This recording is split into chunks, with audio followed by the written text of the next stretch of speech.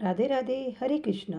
शटतिला एकादशी व्रत कथा। एक बार पुलत्स ऋषि से दाल भय ऋषि ने पूछा, माघ माह की कृष्ण पक्ष की एकादशी का महत्व सुनाइए, आपकी बड़ी कृपा होगी। पुलत्स ऋषि ने कहा, हे महाभाग, आपने यह बड़ा ही गंभीर प्रश्न पूछा है जिस गुण तत्व को ब्रह्मा विष्णु और इंद्रादिक भी नहीं जानते हैं। सुनो, माघ माह के प्रारंभ से ही मनुष्य को स्नान आदि से सर्वथा शुद्ध रहना चाहिए।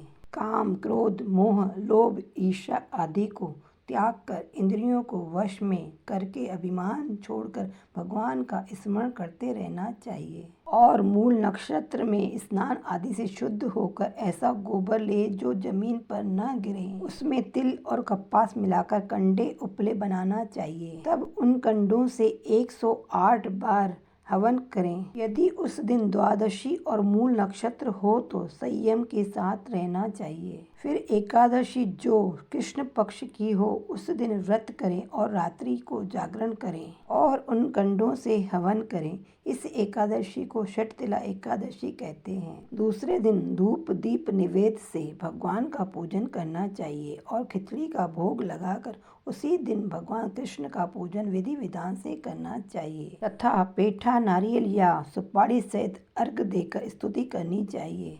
उपरोक्त वस्तुओं का अभाव होने पर केवल सुपारी का अर्घ दें।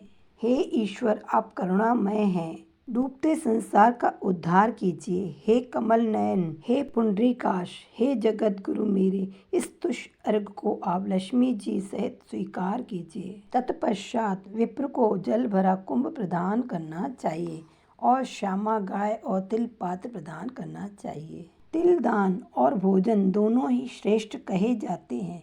इस प्रकार जो मनुष्य जितने तिल दान करता है वह उतने ही सहस्त्र वर्ष तक स्वर्ग में निवास करता है। पहला तिल स्नान, दूसरा तिल का हवन, तीसरा तिल का भोजन, चौथा तिलोदक, पांचवा तिल का उपटन, छठवां तिल का दान। यह शटतिला एकादशी कहलाती है। इससे अनेक प्रकार के पाप नष्ट हो जाते हैं। देव ऋषि नारद जी ने कहा, हे भगवान, आपको नमस्कार है।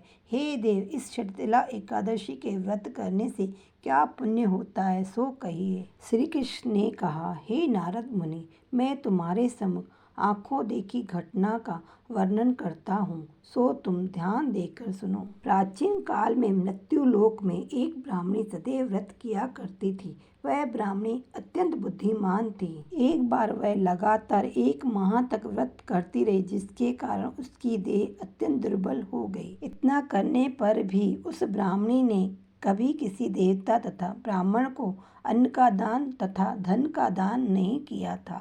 तब मैंने विचार किया कि इस ब्राह्मणी को शरीर आदि शुद्धि कर लेने के कारण विष्णु लोक तो प्राप्त हो जाएगा, किंतु इसने कभी अन्न का दान नहीं किया है, जिसके कारण इसकी तृप्ति न हो सकेगी। यह विचार करके उस ब्राह्मणी के यहाँ अन्न का दान लेने के लिए मैं स्वयं गया।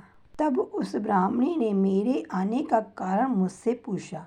मैंने निसंकोच उत्तर देते हुए कहा, मुझे अन्न की भिक्षा चाहिए। मेरे इस प्रकार कहने पर उस ब्राह्मणी ने क्रोधित हो माटी का ढेला उठाकर मुझे दे दिया। तब मैं उस माटी के ढेले को लेकर स्वर्ग वापस चला आया।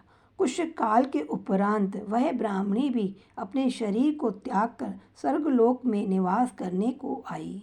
हे नारद, तब उस ब्राह्मणी को माटी का ढेला देने के कारण एक सुंदर घर मिला। उस ब्राह्मणी ने जब अपने उस घर को अन्य वस्तुओं से शून्य देखा तो वह दौड़कर मेरे पास आई और बोली, हे भगवान, मैंने अनेकों व्रत आदि करके आपकी अत्यंत पूजा की है, फिर भी मेरा घर सभी वस्तुओं से शून्य है, सो इसका क्या कारण है। तब मैंने उस ब्राह्मणी से कहा, तुमने कभी मृत्युलोक में अन्न का दान तथा धन का दान नहीं किया, इसलिए तुम्हारा घर वस्तुहीन है। अब तुम घर जाओ और द्वार तब खोलना जब देव स्त्रियां आए। देव स्त्रियों से तुम शटतिला एकादशी व्रत की कथा सुन लेना। भगवान के वचन मानकर वह ब्राह्मणी अपने घर को चली आई। जब देव स्त्रियां वहां पर द्वार खुलवाने को आई तो उस ब्राह्मणी ने कहा, यदि आप द्वार खुलवाने को आई हैं तो पहले आप मुझे शटतिला एकादशी का व्रत महत्म सुनाइए। तब उन देव स्त्रियों में से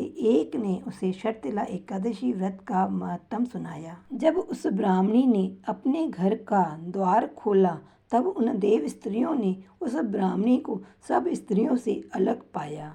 फिर उस ब्राह्मणी ने भी शटतिला एकादशी का व्रत किया, जिसके प्रभाव से उसका घर भी धन्य दान सोना चांदी आदि से परिपूर्ण हो गया। अतः मनुष्य को चाहिए कि मूर्खता को त्याग कर शटतिला एकादशी का व्रत विधि विधान से करें। शटतिला एकादशी व्रत कथा संपूर्णम। हरि बोल।